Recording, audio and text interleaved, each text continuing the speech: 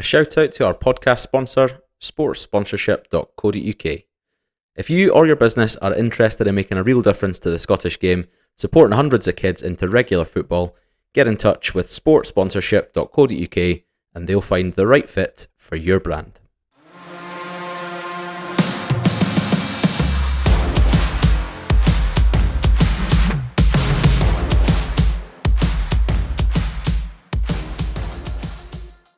Hello everybody and welcome back to Tinpot, a Scottish football podcast with me, Tom Leask, and my two chums, Andrew Guild and Matthew Strugnall. We're back for episode 53 of Tinpot, and it's our first ever attempt at a two-parter. So it's our big Scottish farewell or good luck episode, or episodes if you will, for the boys that just headed off to the United States of America for the World Cup. So episode 53, this one is going to be all about the Curacao game, the squad, Gilmour dropping out and his replacement, the squad generally, and how we see the players shaping up.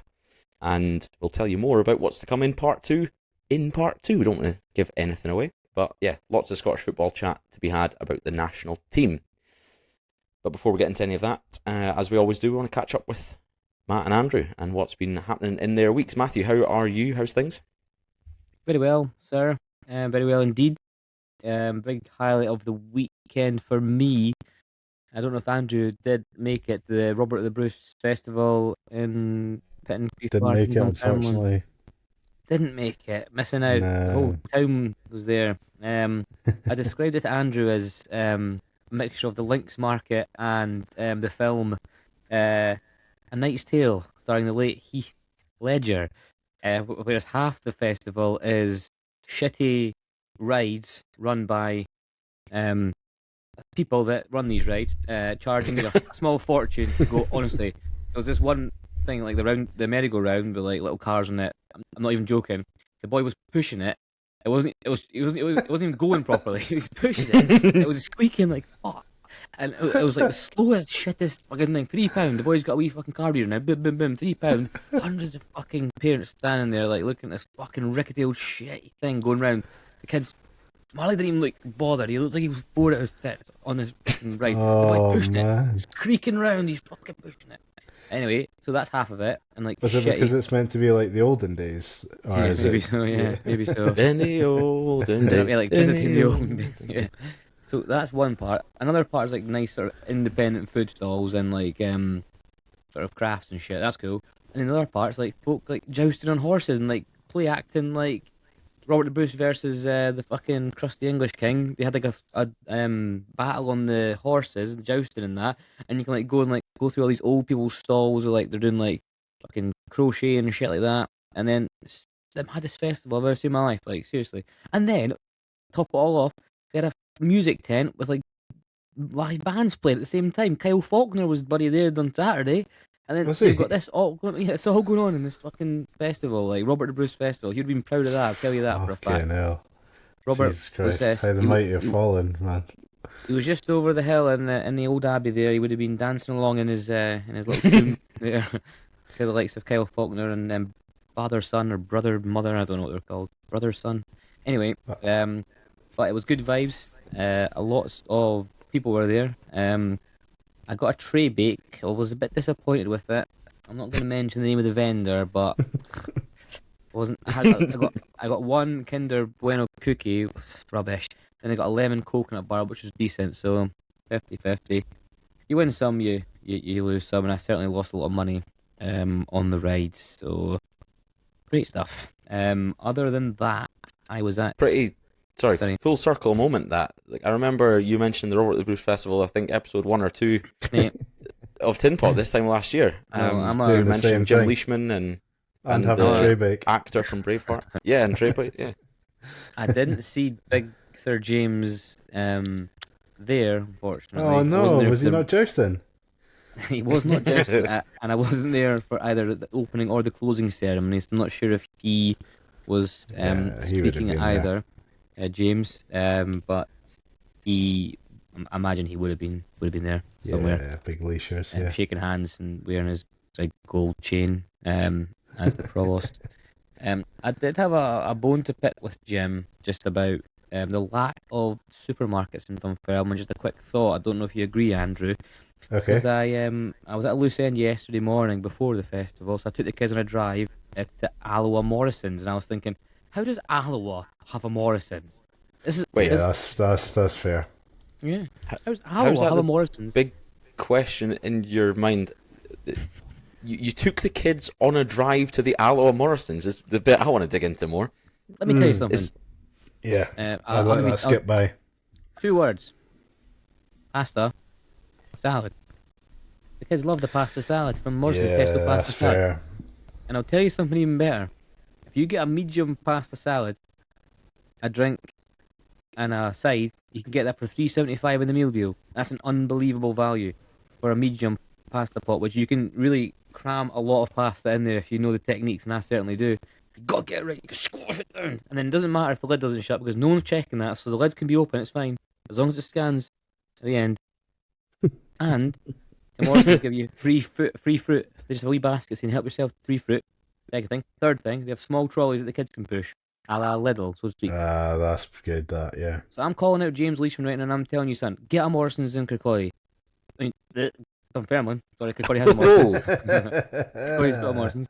Get a Morrisons in Dunfermline. I'm going to start a petition. Morrisons is the best supermarket. Why does Dunfermline have shit supermarkets? I'm sick of going to Asda. I'm sick of going to Aldi. I'm sick of going to Tesco. I want to go to Morrisons. I do not want to drive to Alloa to go there. Could drive to Kirkcaldy. Is that not a bit closer? Nah, same distance, maybe about 25 minutes. Is it? Here or there, Oh. yeah.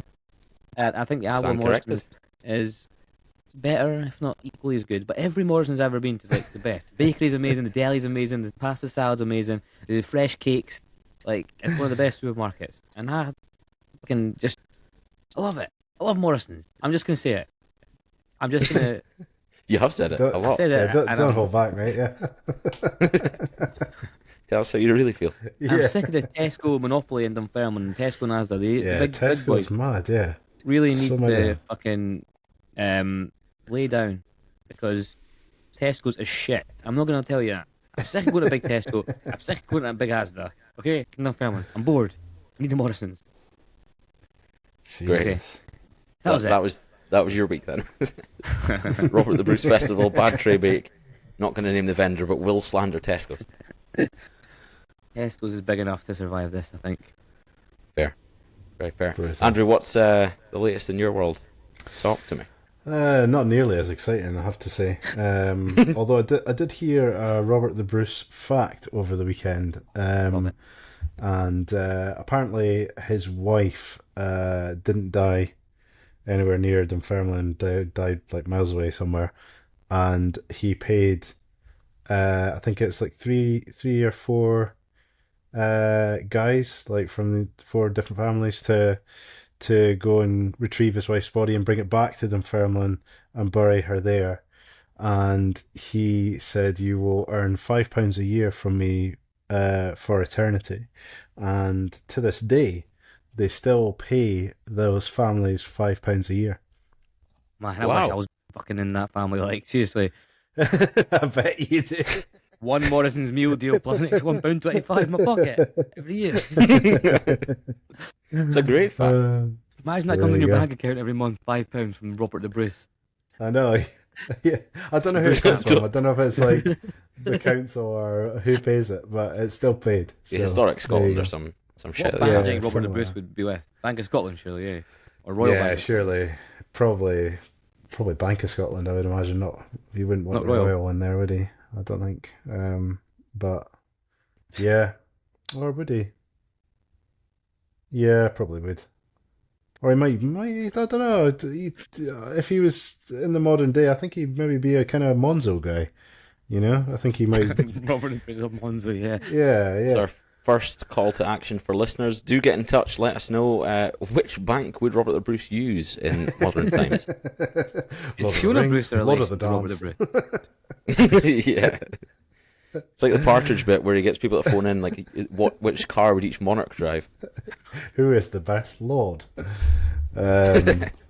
So yeah, no, there you go. That was my fact for the weekend. But apart from that, nothing major. Kid was a wee bit under the weather, so I didn't get to go to the old jousting. But had a big Indian, which was a highlight. And watched Champions League, which I didn't think I Talk was going to us, get to do. So that talk was us through good. the order. Oh, the Indian. Yeah, yeah. Okay. It didn't burn So down this time, Andrew. No. not this time. No, no, no. I've got a loyal Really? Royal Bengal uh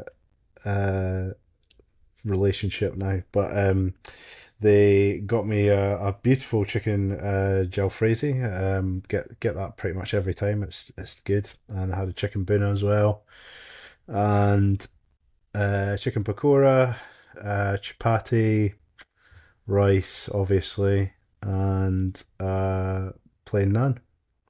And that's a question quickly, Chapati and Andrew. naan. But Interesting. the Yeah. rice Yes. was it? What kind of rice do you get?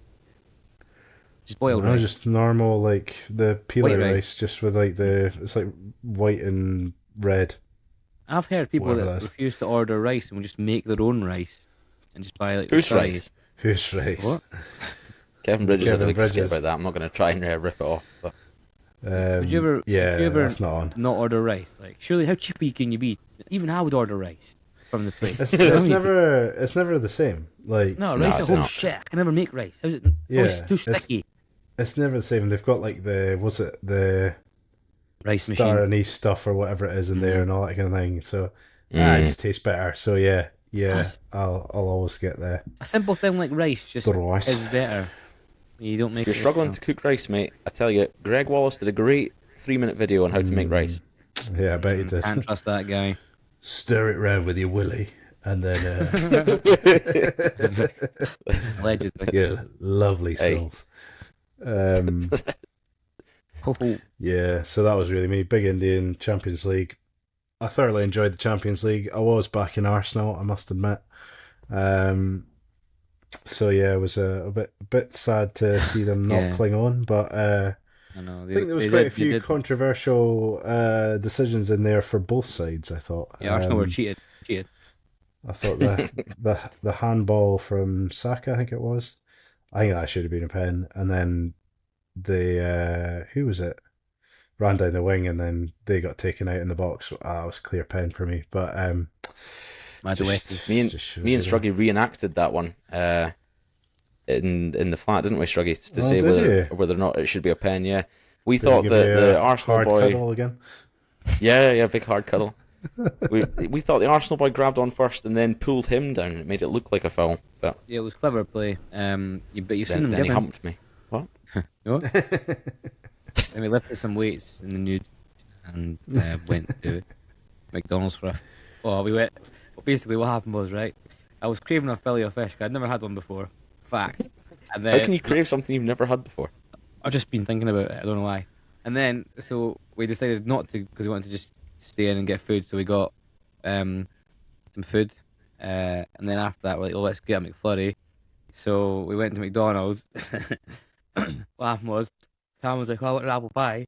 So we ordered one Smarties McFlurry, 2 apple pies, and a fillet of fish. Single. That was the order. So we're sitting there for 10 minutes. Comes out. She's like, oh, I've only got 1 apple pie. The other one will be 8 minutes. So I was like, fine, just give me a tub of Smarties in a McFlurry tub. She was like, I can't do that. So then she gave me the second McFlurry in place of the first apple pie. So I got 1 apple pie, 2 McFlurries, and I asked for extra Smarties, and she did give me extra Smarties and a fillet of fish. Single. And that was the most eventful thing that happened. That was a terrible story. You went to McDonald's and you had some food. No, You were going to have an apple pie, but it was going to take too long, so you had just had something else. just gave me a smart McFlurry up to the equivalent value of an apple pie. But I did get extra Smarties in there because I asked politely. All's while Tam's embarrassed. You just told me you didn't. No, I did get. I asked for a tub of Smarties without the ice cream. They didn't do that for me. So then I asked for a McFlurry with extra Smarties. She did give me that. Tam's walked out because he's embarrassed by my bargaining. Anyway, Andrew's not said anything in a while. He's Worried about us. I fear he can't actually hear us at this stage. Yep. I think he's Okay. going to message something. I think to our phones. Saying you can't Oh hear yeah, it. he said got a headphone issue. So I don't know how much of that story he's heard. Anyway, we're going to move on to football if that's all right. 18 minutes in, and Robert the Bruce and whoever else has been discussed, but no no Robert the Douglas, if you will, the old Scotland goalkeeper. Try and segue us back into Scottish national football. Yes, the Scottish team left Glasgow yesterday and landed across in the US of A for their, hopefully, 7 or 8 week stint in the States and or Mexico and Canada. And that was on the back of a 4-1 victory at Hampden against Curacao, a match which I was very fortunate to enjoy in the flesh, a match which Struggy definitely did watch live on the television. And we're going to, I guess, discuss that among other things, aren't we, Strugnall?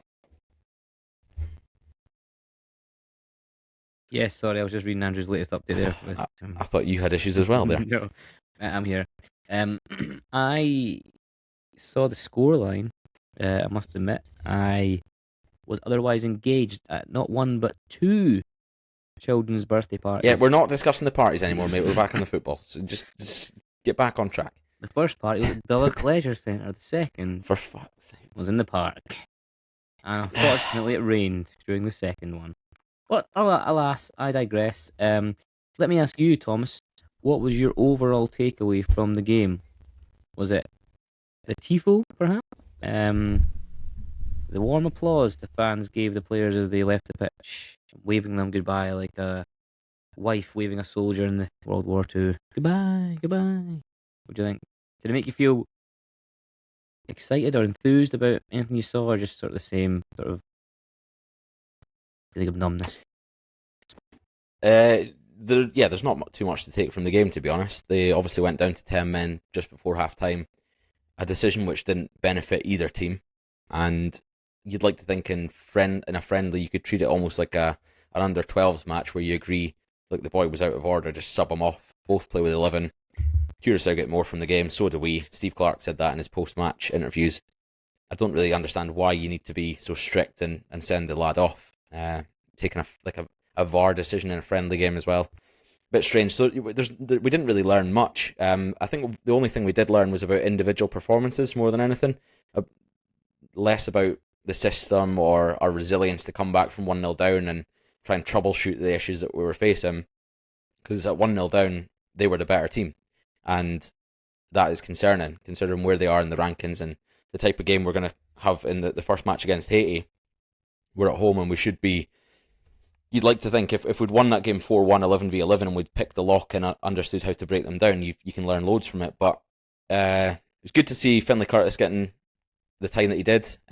Obviously, we'll come on to Gilmour, and the fact that Curtis came on for him was not good. But if that injury didn't happen, maybe we see less of Curtis and we learn less about him. So I was enthused by that. I thought he was dangerous. He was brave. He didn't seem to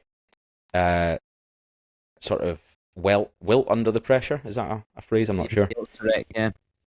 But yeah, so for a young lad who has had first team experience but not at a top level, he looked like he fits right in, and it's a good...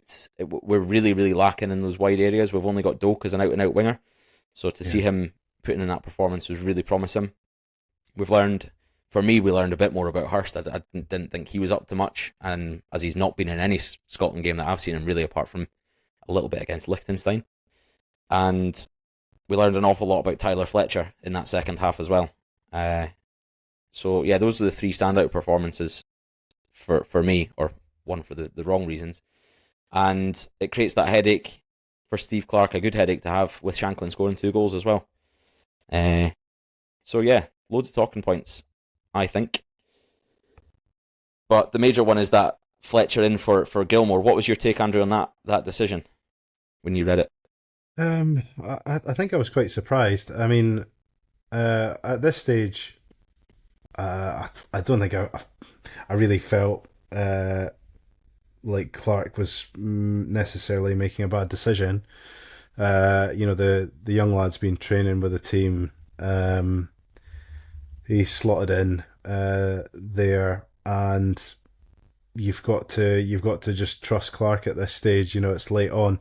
I did feel sorry for those that he got called ahead of, though. I think that must be a pretty difficult one to swallow for a couple of those lads particularly. So Lennon Miller and Connor Barron have been, in and out of the team over the last wee while. So I think that would be a difficult one, just given that he made his debut just on the weekend there, and then goes away to the World Cup. Maybe it wouldn't have been as big a deal if it wasn't Scotland, but considering it's been such a long wait to get to a World Cup, and maybe some players might not have another opportunity. You would like to think Lennon Miller would, but Connor Barron might not if there's good sort of young players coming through. So I think they'll be disappointed, but I can't really be overcritical with Clarke. He's got to go with his gut and what he feels is the right balance for the team. My only concern is maybe the lack of first team minutes for the young lad, but again, I'm reluctant to be too critical. It's quite 17 minutes he's played for Man United in senior games, and he's now played 45 minutes for Scotland. It's a bizarre career path, a bizarre trajectory for the guy, but it's quite exciting, I think, because for him to pick Fletcher, it's not just he's not done it on vibes or just because it's a funny thing to do or it's going to grab headlines. He's done it because he's seen something in him, and I think that's telling. So you're saying Miller will definitely have his opportunity in the future. You're saying Barron maybe won't because other younger players are coming through. But if Barron misses out on going to tournaments or being more involved in Scotland, just picking him as an example, because these younger players are coming through, it's clear that he's not as good in Clarke's eyes, isn't it? 100%. Which is exciting, I think. You've got to say that, regardless, even if they were all the same age, which, Miller isn't really too far off him, to be fair, but even if they were all the same age, would they all be on the books at Man United?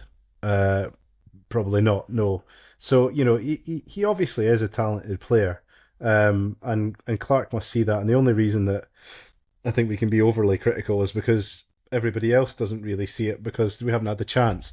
But if he's seen him in training, and he could be a little bit of an ace up the sleeve, because nobody's really going to have any research on him. Maybe Casemiro, at Brazil, might have something there because of the Man United connection, but he's not a known entity, really, is he? So yeah, exactly. I think that's a benefit. But yeah, I just feel sorry for the lads that obviously have played a part in qualifying and all that kind of thing. But you've got to pick your best team, and if he feels he's the best option, then you got to back him. Yeah, we don't have another midfielder like Billy Gilmour in that position, and we don't know much about Tyler Fletcher. We can't sit here and say we know a lot because we don't watch, Man United's second team in the English Premier League 2. So we don't know what type of player he is as much.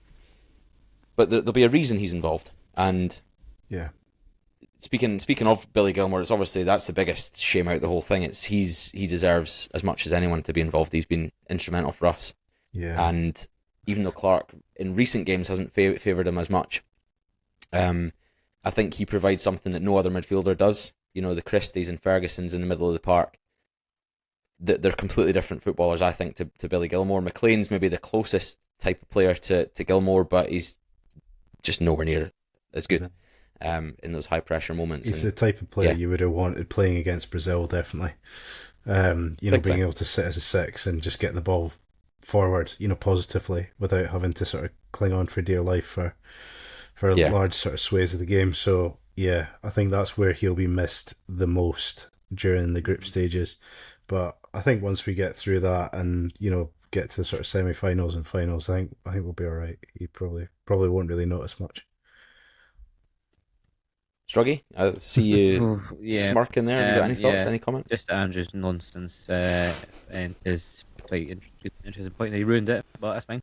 We're not going to get to the semis, mate. Come on. We're not going to get the groups, mate, the way it's going. I think the loss of Gilmour's huge. The way we just play better with him in the team. He's just a composed player. And he's a touch of class. It is very worrying. We do struggle to keep the ball. And he does help. I don't know how it's going to go now. What do you think the midfield two will be then? I would have put him as my starting team at any game that Scotland play. I think he's just something we don't really have. We need him to pass the ball. That you can see even in the best of teams in the world, any team needs someone that can dictate the play, especially if you're Scotland. You need someone who can actually keep the ball. We've seen a lot of times we just sort of panic, but Gilmour doesn't seem to ever do that.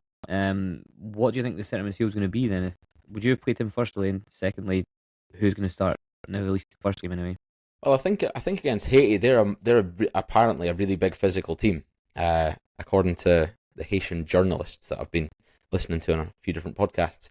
And if they are a big physical team, Gilmour isn't that big physical presence. That's why he's preferred Ferguson in recent matches, is because he provides that. And I think potentially that's why Tyler Fletcher over Connor Barron is a shout, because he's still young and he's still slight, but he's a bigger presence than Barron would be. I don't know. I think against Haiti, it all depends, doesn't it, on shape, on whether you're going with a 4-4-2 or a 4-2-3-1. If you're putting two up top, or if you're not. I think it's now nailed on that Christie and Ferguson are in that Haiti game for their physical presence. And I think in the Brazil game, McLean potentially comes in, and you drop to the one striker approach, and you put McLean in that sort of deep line sixth position alongside Ferguson, which means Christie maybe loses out, but or goes further up the pitch, maybe. Well, I'm not sure. Maybe, potentially, I don't dislike it, but I think he's probably going to prefer McGinn on one side and Gannon Doak on the other, with McTominay in the 10. That's what he's done with the 4-2-3-1 setup. Yeah, I think McLean personally is the best kind of almost like for like kind of replacement, not in terms of being able to play like Billy Gilmour, but it's maybe where you wouldn't feel it as painfully, as maybe replacing him with a Ferguson or a Christie, personally. But they are going to have to rotate, because I don't think McLean's going to start 3 games back to back. So yeah, it's a huge loss. It's a massive loss. It's a massive loss. But yeah, Connor Barron, all I would say is he is very physical, and he will sort of chase and win as many balls as he can. Really, he's quite aggressive in there. So I think from that perspective, it'd be interesting to see how Fletcher plays. But if Fletcher maybe isn't able to be as physical, then I think that might have been maybe a wee bit of a mistake. But we've got to remember as well, like, we have to roll the dice a wee bit here as well. Like, we have to. I think using this as a bit of an ace up your sleeve is a really good thing. Like, that's not something that many teams have, and for us to even have that up our sleeves against like a lesser kind of opposition like Haiti, Haiti sailed through to the qualifiers, but sailed through to the World Cup through the qualifiers, but and they're not to be underestimated. But I think having something in there that is a little bit different might just be the difference for us swinging the balance and winning the game. So yeah, I'm going to make prediction. I'm going to make predictions that he will not play 1 second at the World Cup. Really? Fletcher. Yeah, he will not come on. He will not play. You might be right. The thing is, Gilmour was definitely going to start at least one of the games, potentially 2 or 3 of them in that group. So he's dropped out for a Tyler Fletcher, who I agree is definitely not going to start any of the games. So it means that the others in that chain, Christie, Ferguson, McLean, they've all jumped up one in the pecking order to an extent. Unless you get another injury, perhaps, but I don't think if everyone stays fit, I don't think he'll play. But I think it's quite exciting to take him, even if he's not going to play, because he's obviously the future. And Miller will be back, you'd imagine, at some point. But just that he was obviously in and around the squad, Fletcher, so just come along, son. You're there anyway. Point, You're hanging about, so just jump on the plane. Only you come. You're just saying it's a documentation issue that's got him on the plane. He was already there. His passport was already in Glasgow. Yeah, bring your brother, traitor. But he can come as well. It's your son. You'll never play for England. So enjoy a World Cup, mate, because you're never going to get one. Shit. Why does he not play for Scotland like this other brother? Imagine the two brothers playing like. Can he still for have the Scotland opportunity to though if he's not played for the? Yeah, he can. seniors? Of course, he can. He can still jump over. Even if he played in 20 friendlies for England, he could still come to play for us if he wanted to. A la Declan Rice and Jack Grealish going from Ireland to England. Yeah, Surely you'll see it and be like, "Oh, this is class, man." After Scotland do really well, his brothers like having a great time playing Uno. And I think that his inclusion is exciting for me. The fact that Clarke just signed that 4-year deal, because he's said in a few of the pressers that the reason he wanted that deal and the reason that he thinks he's the right man for it is because he sees what's coming through.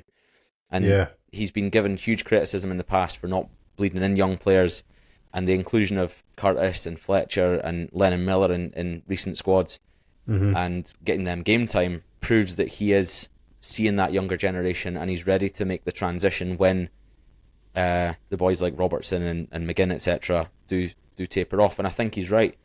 And James Wilson, can't forget that as well.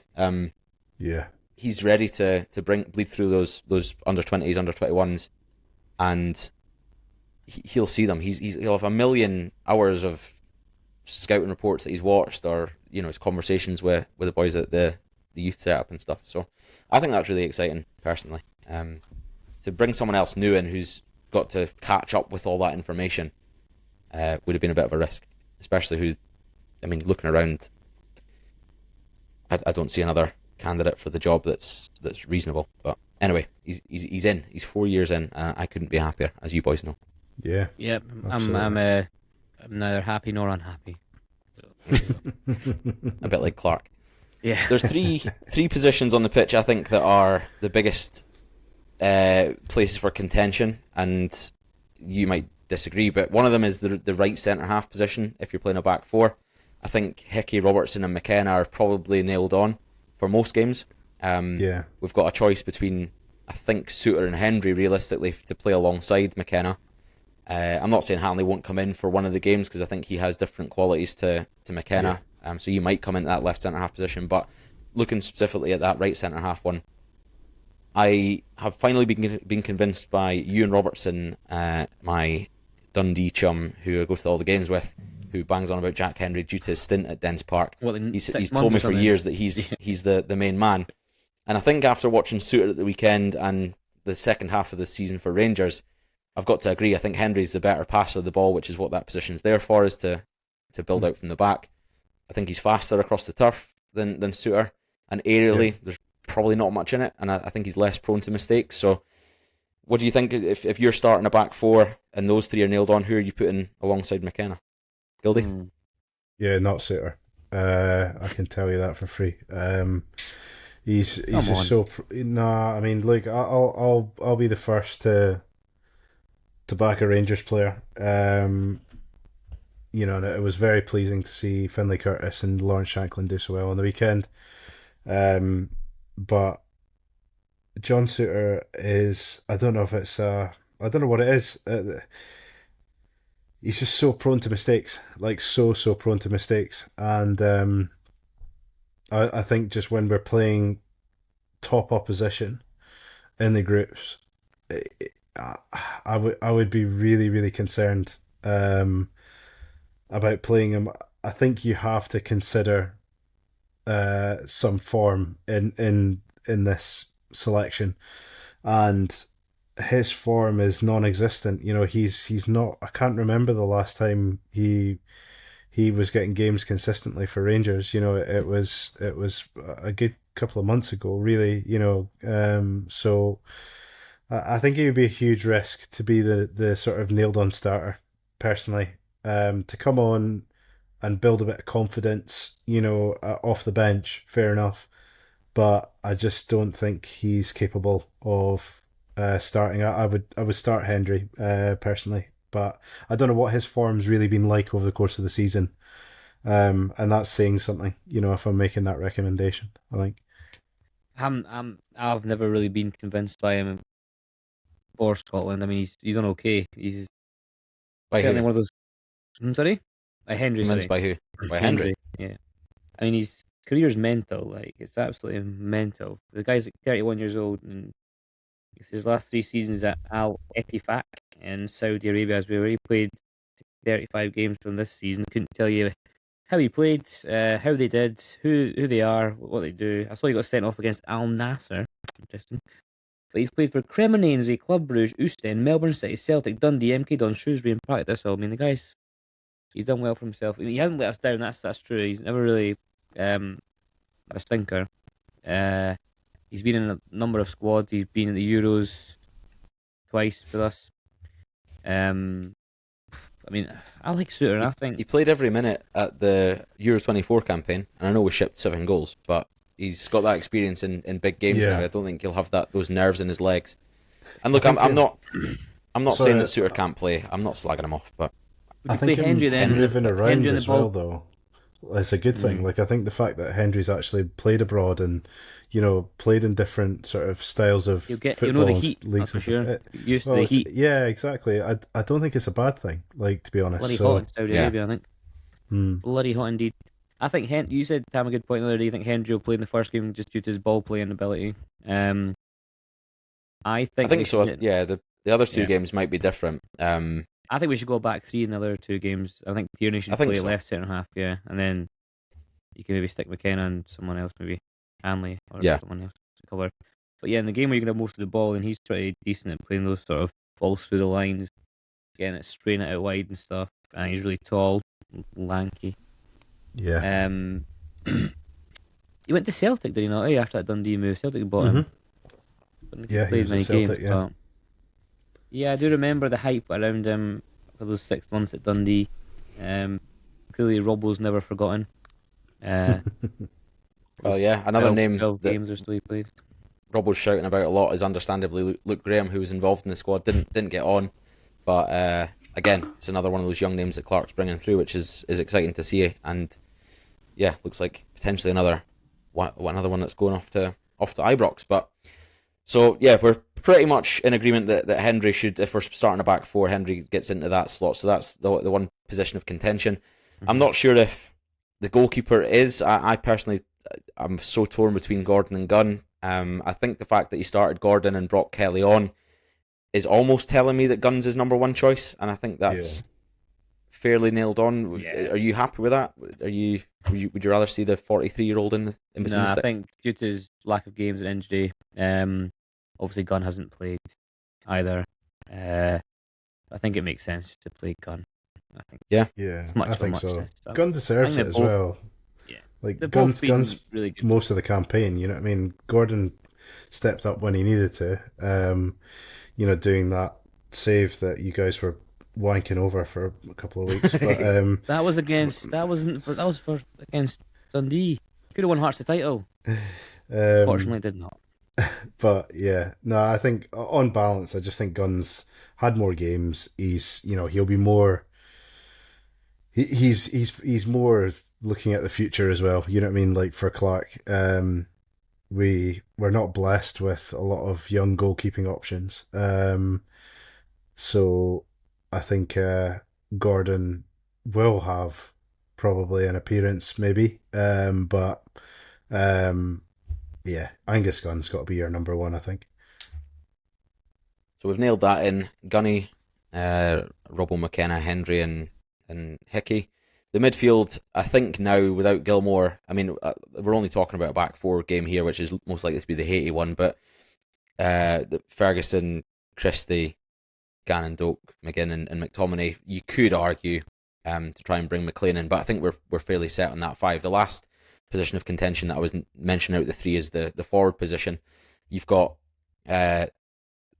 the everywhere striker in Shea Adams, who seems to be Clarke's favourite, or has been for a couple of years. You've then got Ross Stewart, who can kind of do it all as well, but is more of an aerial presence. I think for me, George Hurst would be fifth pick out of the 5.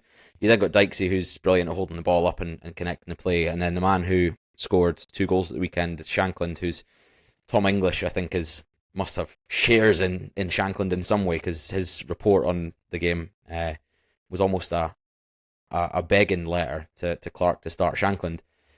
You guys have been very vocal over recent months about how he should lead the line for Scotland. Do you think if we're playing a 4-2-3-1 and he's the only striker, is that the best way to go?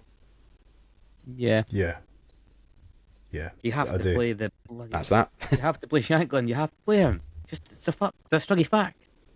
I'm sorry, I love Lyndon Dykes. He's done well for Scotland. He's got a shaved head and some sick tattoos. He looks like a fucking maniac. He'll scare defenders, yes, fine. But Shankland's just a better player. It's a fact. Stone cold struggy fact. Yeah, He is good at a lot of things, and he can really score a goal out of nothing. And he has got a bit of a bite and an attitude and a swagger and confidence. He just signed for his boyhood club, the Boys on Cloud 9. He almost won the league. If he'd won the league, then he might have been even more happy, but he seems pretty happy at the moment. So this guy's on form. You play him, he can do more than just be a striker. He can really help us yeah, in a lot of ways in retaining possession further up the field and linking up the play. And then you've got Dykes to come as a battering ram when defenders are tired and throw some elbows about. Yeah. I totally agree. I think he's the most versatile striker we've got. He can do everything. He can hold the ball up. He can find the right runs. He can play as that poacher. He can do it all. And as Struggy said, he can score from just about anywhere at the moment. His confidence is sky high.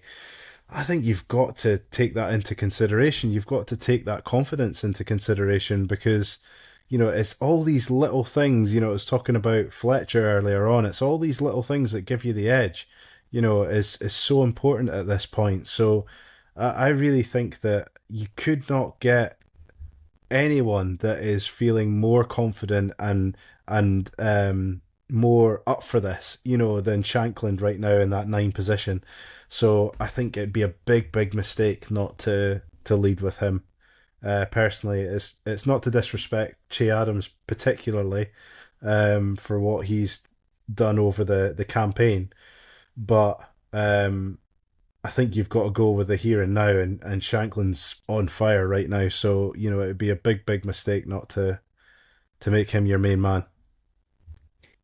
Yeah, I'm not gonna try and argue against it in any way. I wouldn't. If I switch on the coverage for the first game and I see his name on the team sheet on his own up front in a 4-2-3-1, I'm not going to be disappointed by any stretch. But I think Shankland, historically, if you look at his best seasons when he was at Ayr for those couple of years and then at United, and not, I mean, the season just past 25-26, and then before that 23-24 at Hearts, those seasons, he scored his most goals and he was in a front two for a lot of that. I know this season it's not an obvious front two, but Braga, the positions he was picking up, it kind of made it like that, and Shankland was dropping in. But for me, I'd love to see Dykes and Shankland together in a front two. I think Shankland picked up a lot of good positions on Saturday because Dykes occupies other defenders. I think if Shankland was up there on his own and against 11 men, which is kind of what we saw in the first half, he was trying to get out wide, he was trying to drop deep, he was trying to pick the ball up in different areas. He wasn't that poacher. That's where Shankland for me is the best, and he's a poacher. He's in the box and he's causing a threat. And reports are that Clarke didn't go through him at halftime, but he spoke to him at halftime saying, enough of this dropping wide, enough going deep, you're in the box, go where you're causing a problem. And that made the difference. And again, bringing Dykes on instead of Hurst, I think they just know each other's games maybe a bit better, and Dykes is just a smarter footballer than Hurst for me as well. So I'm not going to be disappointed if Shankland's up top on his own, but I think Che Adams probably does give us a wee bit more as a lone striker than Shankland. But like I say, I wouldn't be disappointed. Fair point. Yeah, I'd like to no, see a that's a 2 good against point. Haiti. I think that's interesting. Yeah, let's fucking go for it. Get the ball out wide, just a 4-4-2 or something like that. Balls out wide, balls in the box. Let's just get some goals, some excitement. Yeah, they did link up nicely for that second Shank. Was it the first or the second Shank? Second Shankland goal. Dykes set him up. Yeah, it was a brilliant pass for Dykes. And again, we can't read. I mean, yes, Shankland did score 2 goals, and in any football match at international level, that's tricky to do, regardless of the opposition. But when you're playing against 10 men who are 82nd ranked in the world, it could be, you could maybe give too much credit. However, both finishes were brilliant. So. Yeah. And that's what he's got just now is like you're saying, Gildy, the confidence. That's where those finishes are coming from. The confidence to hit first time.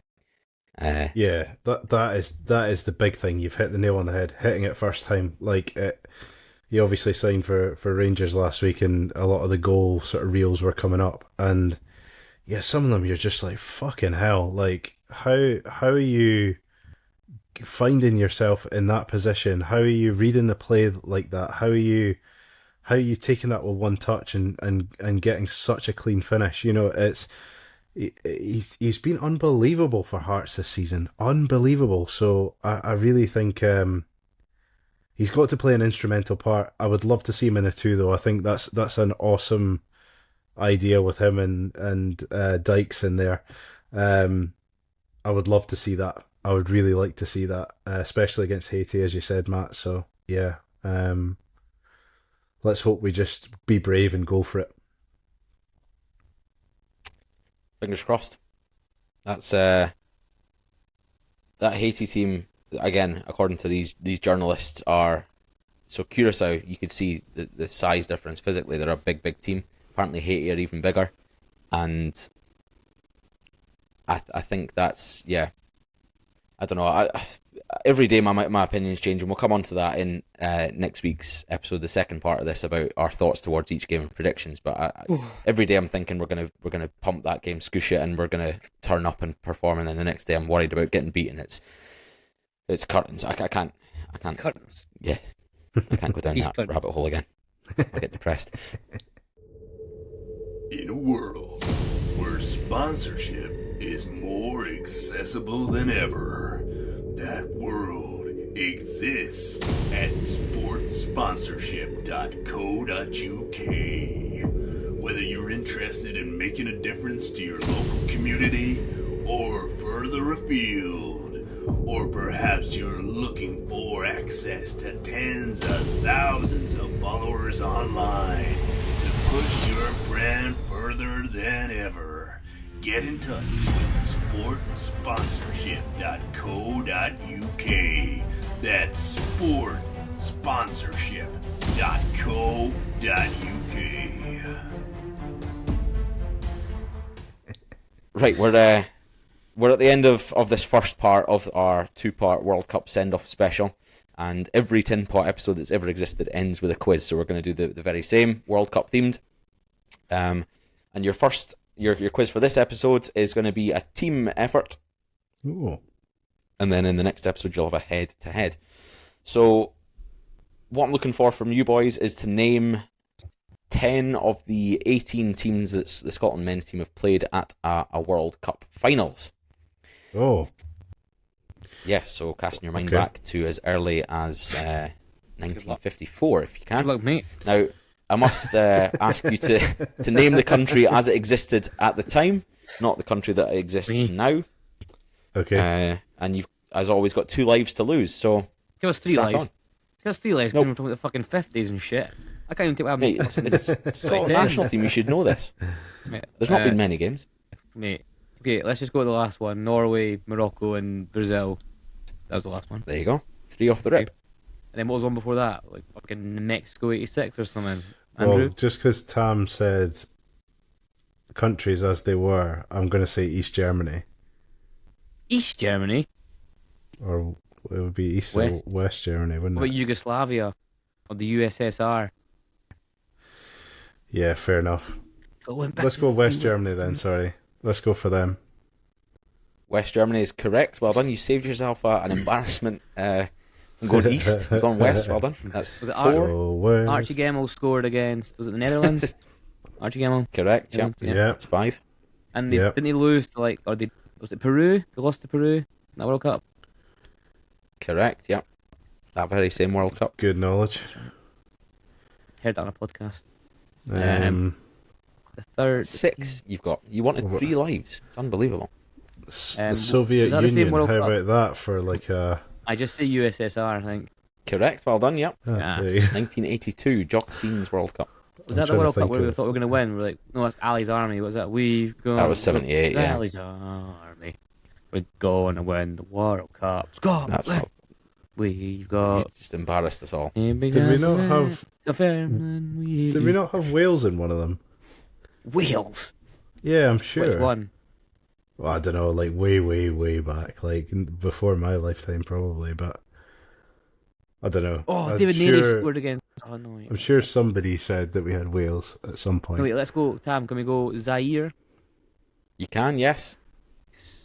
Now, I mean, Congo. David Neary scored that toe poke against Brazil, and that was in the same group where the Zaire boy like was in the wall and just like ran away and booted the ball from the free kick. I mean That'd that. be incorrect. What? The Neri Topop was in the 4-1 defeat in 82, I think. Was it? Same shit. Yeah, Zaire group Rovers was player. Willie Part of Ormans in 74. David Neary, part of the Rovers team that won the Coca-Cola Cup when he was like 40. Mate, enough about the fucking Rovers. You're off club duty for a season. Current Challenge Cup holders. I think yours are on 7 so far. You've got 3 to go and 2 lives to lose. Have we said Italy? No, I don't. No, have we? Or I no? don't think so. Did we ever play Italy? You've not guessed them, no. Should we guess another South American or another African team maybe? Yeah, fair enough. Yeah. Like Egypt. Something like that. Yeah, Andrew, shut the fuck up. Never mind your suggestions. All right, Egypt. Yeah. Maybe. No, don't say Egypt. I'm worried now. You just fucking said Egypt. Oh, I know, but I'm thinking maybe not Egypt. Wrong, life lost. I didn't say Egypt. I said maybe not Egypt. You said Yeah, you Egypt. didn't lock in half the other answers I gave you either, but you've both said it, so tough shit. Egypt No, wrong. we were just Life discussing lost. it. Fuck's sake, Andrew. How's that Don't my say it like- fault? Andrew suggests Italy, Matt suggests Egypt, and it's suddenly Andrew's fault. Fucking I hell. just don't think Italy seems like a sort of World Cup game, you know? No, that's fair enough. Maybe That's Italy. okay. Yeah, Italy don't play at many World Cups, do they? No. But then I don't know Italy. Why would they not play Italy? You know what I mean? Why would they not play them? Peru? Did we see- not play Peru back We said back that, in mate. like? Oh, right, okay. Yeah, you've had Peru. Yeah. I'm trying to think of any other South Americans because So you what was said that? So say we were in that group with Zaire, was it Brazil? Or that, Zaire and Brazil were in the 74 group, yep. So what was the other team in that group then? Zaire, Brazil, Wales, Italy. So no, who else in that group? Zaire, Wales, Brazil were playing against. So you got an African team, a European team. I'm sure we had. I can't remember which one it was, but it was either Iraq or Iran. Yeah, go for it. I think it was Iraq. No, or Iran. Wait, go Iraq. Pick Go one. Iraq. Pick one, Andrew. I'll go Iran. Just to be Correct, well controversial. done. Yes. Come on. 78. yeah. Peru, Iran, Netherlands. You're up to 8. I mean, I'm just guessing countries now. Right.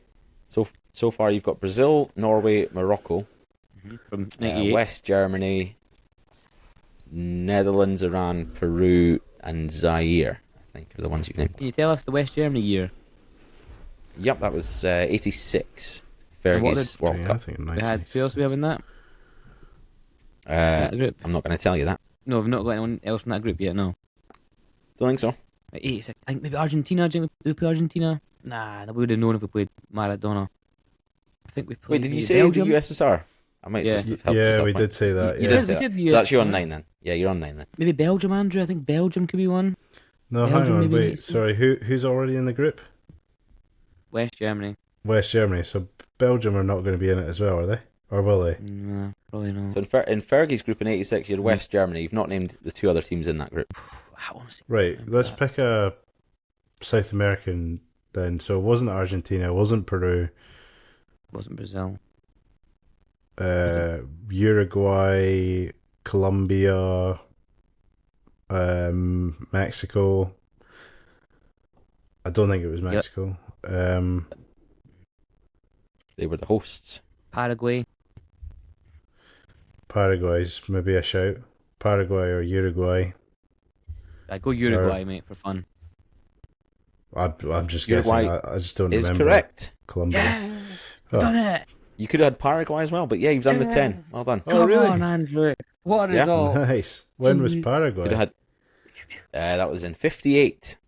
Oh. Of course, There you Andrew. go. World Cup. Of course, of course. It was a 3-2 defeat in Get it up here, Norrköping. Quizmaster. Get it up, yeah. You could have also had Costa Rica, Sweden, Denmark, New Zealand, Yugoslavia. I don't think you said, Had that at the and back of my Austria head for and some France reason. as well. We did so well there, Andrew. Well done, lads. You know your Scottish national team at the World That's Cup? quite guessy, that, to be fair. Nah, educated. There's lots of countries in the world.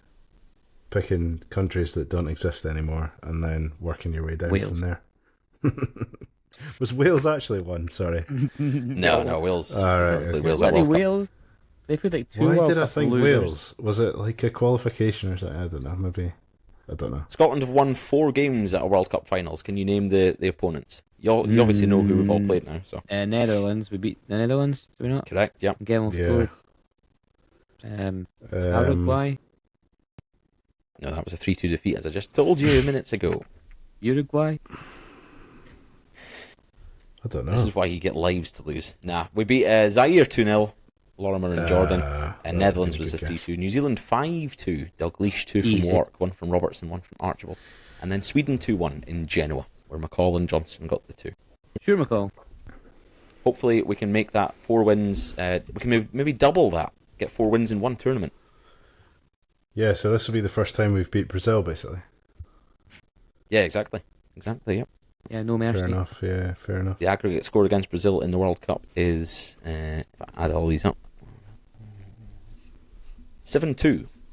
Right. We're Okay. so close to a So point. we just 98. need to win by 6 goals, and then Then we Should sort win of the World Cup. Yeah. put us ahead. Yeah. Yeah, technically we should win the World Cup then, yeah. Is that how it Exactly. works? Probably is now with the American rules. Well, if, Soccer ball. if we just call They beat ourselves Brazil, Celtic, then give we're them the goddamn guaranteed to World win. Cup. Yeah. Kill us of penalties. Get every decision. Right, thanks for listening, folks. Get in the description section of the episode. Above the description, you've got a have your say button. You can text us or leave a voicemail note for us. Let us know your predictions for the World Cup. Scotland's games against Haiti, Morocco and Brazil. Are we going to get past that? If so, what's the reason for that? Who's going to be the top goal scorer? Tell us everything, all your thoughts about the World Cup. About Steve Clarke's 4-year extension, about Finlay Curtis, about Tyler Fletcher, all these things. Just give us all your opinions in one rambled voicemail. Until then, we'll be back for part 2, which will be episode 54 next Tuesday. Thanks so much for listening. Any parting words from you guys? No. Morrisons, Like, no share, family. subscribe. Let us know in the comments if your town or city has a Morrisons and your favourite pasta from the pasta salad. Great way to dilute the comments, mate. We had them. We had them ready to speak to us, and now you've just ruined it. Mine's is the spicy chicken. Mine's the ham and cheese. Thanks, folks. See you later.